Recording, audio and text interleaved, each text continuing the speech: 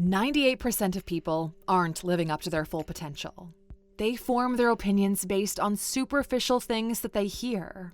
They can't manage themselves, but they also don't think enough about themselves, what they want, and what makes them happy. And all of these things lead to you underperforming, not by society's standards, but by the way you feel. And that's stopping you from reaching the things that you're truly capable of. If you can master and overcome the things that most people struggle with, you will get ahead. So let's get into it. Here are 15 ways to get ahead of 98% of people. Starting off with number 1, get your normal life in order first.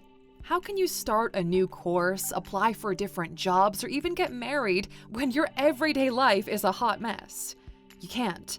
Well, technically, yeah, you can, but it will be a shit show. Most people aren't held back because they don't have the skills and opportunities to progress. They're weighed down by the chaos in their personal lives.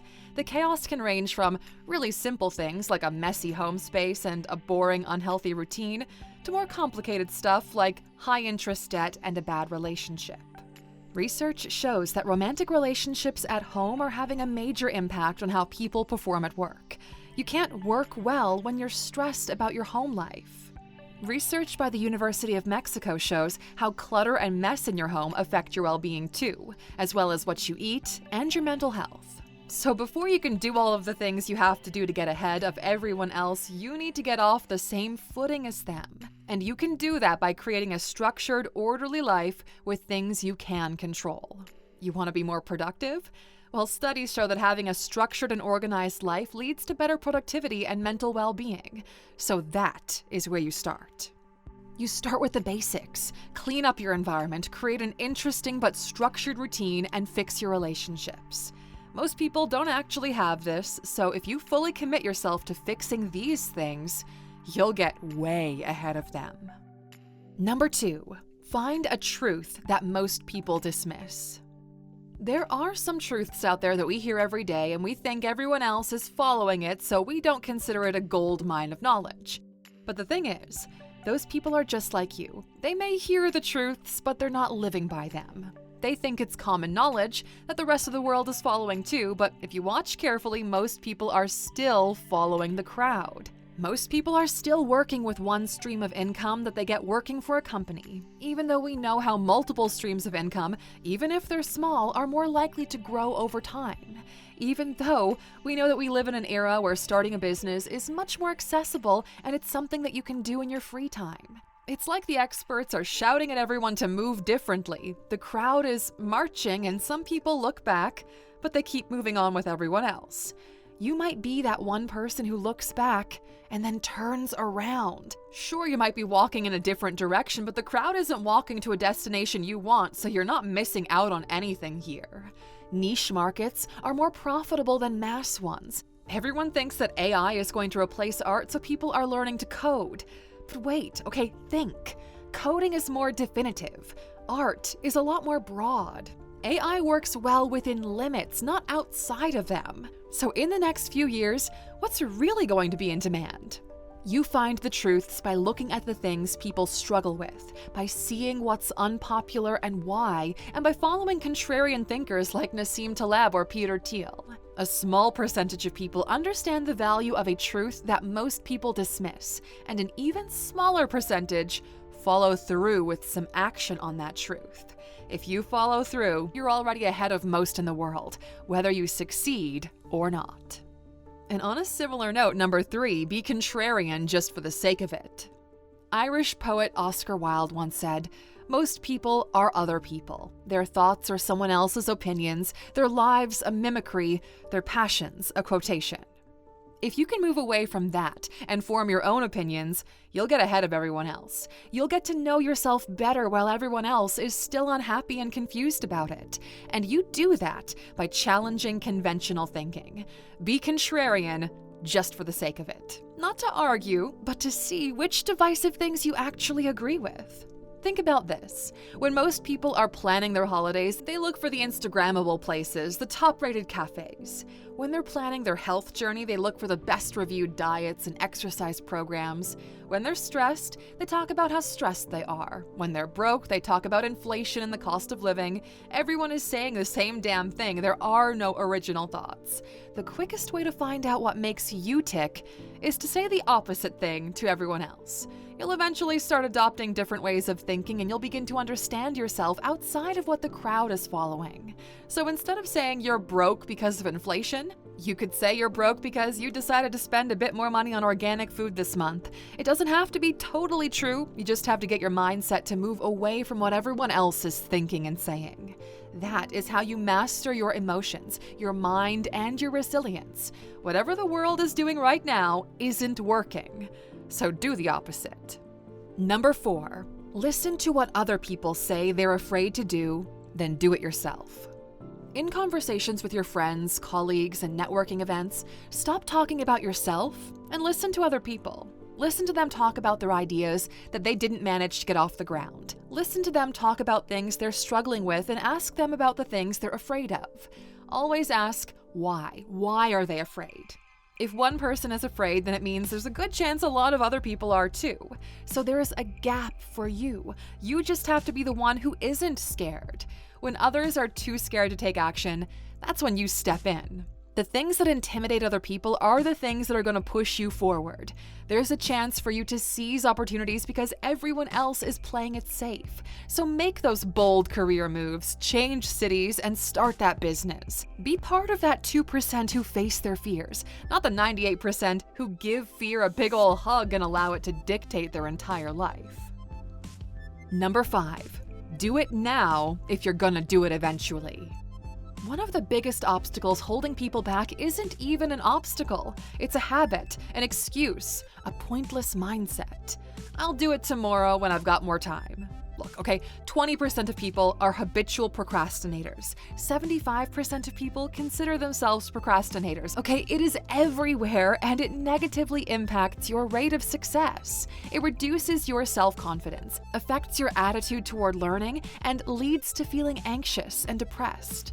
You'll have the same amount of time tomorrow as you do today, all right? Nothing is going to be different. It's just today all over again. And the majority of the world follows this mantra, which is great for you, okay? Because that means that to get shit done, you don't even have to take a massive leap. You literally just have to start by doing the bare minimum. The important word here is start. Get off the ground, no matter how small and imperfect that small step is, because time compounds both action and inaction. Most people are waiting for the right time. That's never going to come, all right? If you do it now, you'll be way ahead of them by the time they realize it and start themselves. This goes for everything from cleaning your house, upskilling yourself, negotiating your salary. If you can do it now, then do it. Number 6, pick your hero and then consider them healthy competition. Your hero is the person you already consider to be ahead of most. The person at the gym who lifts heavier and hardly seems to break a sweat. Compete with them. The person at work who gets good results and all the praise. Find out how, why, and what they're doing differently. Your most sociable friend who effortlessly charms everyone. Watch how they do it. See if you can do it better. For everything you want to be better at, pick the best person you know to compete with. Make sure it's healthy competition by focusing on what you admire about them. Research shows that people who have good role models are more likely to feel established in their career. They feel more fulfilled, and they've got a career that pays enough. Don't become obsessed with them, don't judge them, and do not copy them. Use them as a way to measure your own progress and keep yourself motivated. The day you surpass them is the day you know you have to set your sights a little bit higher. Number 7, you need to be a little bit selfish. If you want to be better than everyone else, you have to be a little selfish. You can't feel guilty about wanting more money, better health, and to be better looking, with nicer clothes and a more charming personality. Seeing the world as a competition isn't bad or evil. There are perfectly ethical strategies of winning. Everyone secretly wants more of something, but they're scared of being judged for it, so they'll never admit it to themselves. If you can admit your most controversial goals to yourself, you put yourself ahead of everybody else. And you should know that you can't take care of anybody else if you do not take care of yourself. You have to feed yourself first. Your rise to the top will require some selfishness. That doesn't mean stepping on anybody else, it just means that for a short time, you have to let go of the virtue signaling and narrow your focus slightly. You can pay everything forward once you've found your own footing. Number 8. Treat yourself like your best manager treated you. If you've ever had a brilliant manager, then you know just how much they can inspire you, how easily they share knowledge and wisdom, and how much better you feel after a meeting with them. Great managers can talk about your weaknesses without making you want to hide away from them. They can tell you exactly what you have to do to leverage your strengths, and you leave your meetings feeling inspired. That is how you have to manage yourself. You need to be having weekly and monthly performance review meetings with yourself. Just like a great manager, you evaluate what you've done well, where you messed up, and what lies in store before the next meeting. You encourage yourself, you celebrate and show yourself opportunities that you should consider for progress. Everyone is autopiloting through relationships, career, finances, emotions, and physical and mental health, and this process grounds the autopilot to a halt. This is also why we developed the Alux app. It can act as a manager in your life. It shares daily knowledge, analyzes your strengths and weaknesses, and gives you a learning path to work on them, keeping you accountable every single day. Every 3 months, we reevaluate your learning path progress and see if you're ready to move on to a new level. It tracks your progress in all of the different aspects of life. You are the manager, and the Alux app is your personal assistant. It's like a win-win. And at the end of this video, we've got a little gift for you on your app journey, so stay tuned until then. Number 9. Master skills that compound over time. Mastering skills is a more action-oriented way to get ahead of people. A lot of what we've spoken about in the other points are based on your mindset or following one key rule. This one takes a bit more work. You need to choose one skill and spend the next year mastering it. Do some research on the 10 most coveted hard skills that will be valuable in the next years. Read about them and write down 2 or 3 skills that you like the sound of. Research how much money people make from them right now. Look at the predictions for their value in the future. You'll see things like coding, content creation, data analytics, project management, and a range of other skills come up quite often. So choose one, and then for the next year, throw yourself into multiple courses to learn about it. While you're doing that, you're also going to perfect a soft skill. Time management, confidence, communication, or diligence. Look up the most valuable skill and throw yourself into learning about this too. While these skills are valuable, not enough people are paying attention to them yet. There's movement, but it's slow. And even fewer people are focusing on the combination of hard and soft skills. The people who throw themselves into both are gonna come out on top. These skills compound over time, so you're not going to just use them in a company, you're going to use them to create your own thing. Freelance, consult, work for yourself. You can scale this type of knowledge so that one action leads to multiple results. Number 10. Become a specialist by putting in 11,000 hours of work. You know, they say it takes at least 10,000 hours of work to become a specialist, so you need to put in 11,000 hours. That's a lot of hours, okay, we get it. Most people won't even come close. So whatever you specialize in, you can't just learn about it. You have to make it your job before you're even considered an expert. That's the only way you're going to be able to do it in a reasonable amount of work.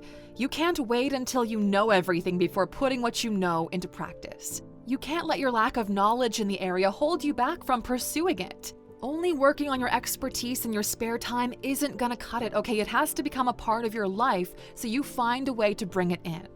Think about your experiences and your current career. Do you enjoy it? Would you like to throw yourself into it some more, or do you want a change in direction? And if you decide to change direction, you have to do it fully. A specialist is ahead of everyone else. If you want to get there, you have to find a way to put in 11,000 hours of work. That is how you join that 2%. Number 11. Constantly check the connection between your priorities and actions. Your priorities change more often than you realize. But even more importantly, even when you've outlined the things that are important to you, it is easy to veer off track without even realizing it. It's as if you're wearing a blindfold when you're walking a straight path. You think you're moving in a straight line, but when you take off that blindfold, you see just how far off course you've gone. Checking in to see if your actions match your priorities is like taking that blindfold off. It's like taking that blindfold off. The day-to-day chores of life can derail your plans, but if you do a quick check-in every day or every week, you can slot in a step that will get you closer to your goal. But an even smaller percentage takes off their blindfolds regularly and does a little course correction. You need to get in with that crowd. You've put yourself ahead by knowing your priorities and planning your actions, and now you need to give yourself an extra boost by making little shifts every now and then to stay on track. Number 12. Downplay the bad stuff and embellish the good stuff. This one might make some people uncomfortable, but let's be clear, this isn't about lying or being delusional. It's actually about calming yourself down and doing it in a way that most people don't do. It's positive thinking. And we know it sounds cliche, okay, but studies show it leads to lower blood pressure levels, healthier lifestyle choices, and better coping skills. For most people, when they have a stressful day at work, they can't wait to get home to their partner, hop on a call with their parents, or head out for drinks with friends so they can vent. They talk about their stressors, their worries, and their problems. They might feel better for a minute, but then later on in the evening, everything they spoke about seems even more overwhelming. When you downplay the problems, you take away some of their power, and you make your mind believe it's actually manageable enough for you to conquer it. When you give more attention and gravitas to the good stuff, your mind gets a little ego boost and motivation. So now you've given yourself more resources to tackle a smaller issue. You don't feel as overwhelmed about it, so you also have more mental energy and clarity to deal with the problem and make sure it doesn't happen again. Everyone else is following the opposite strategy, and we can clearly see it is not working for them. Number 13. Become a question master. Networking is one of the best, but one of the least used strategies in getting better career opportunities. It's not just because people don't understand the value of networking and aren't doing it as often as they should, it's because people have no idea how to network. They're treating it like it's some kind of sale. Walking up to someone you admire at a conference and talking about your brilliant idea and how you would love to join their team is so socially awkward. Unless you're brilliant, like Bill Gates or Elon Musk kind of brilliant, you need to stop that, okay? The best networkers are masters at asking questions. And honestly, 98% of people just talk about themselves. They don't even know that they're doing it. But people feel great when they talk about themselves. They love when others ask them a genuinely interesting question. They'll feel connected to you, not because you were vulnerable and shared a story, but because you were interested in them, and they shared something with you, so now they're vulnerable. Become a question master, and everyone will think that you are fantastic company. Number 14. Set one impossible goal and tell everyone. Keep your smaller achievable goals to yourself, or share them with others if you want to. That's totally up to you. But for this one huge goal that seems impossible to everyone else, share it. It might take you a lifetime to reach that goal, but that's a great one to have. It might be crazy, but it's fun to pursue it and see how far you'll get. It's also fun to see people's reactions and disbelief when you tell them. That disbelief and doubt is like fuel for you to keep pushing toward that impossible goal. Have some ambition and pair it with a decent amount of work. See how far you can get and then keep going further, Aluxer. The goal alone will set you apart. The steps toward it, no matter how small, will leapfrog you forward. And number 15, become a master storyteller. People are terrible communicators, okay? Truly. They have no idea how to convey their ideas in interesting ways. They hesitate, they add caveats to their pitches, and bring in details that don't even matter. Sometimes it's because they don't know what they're doing, but a lot of the time it's because they don't know how to get their message across. There's a method to storytelling, a formula to follow that will entice people, claim their doubts, and make them believe that you know what you're doing. If you can master that, then you'll be able to persuade, influence, and inspire the people around you.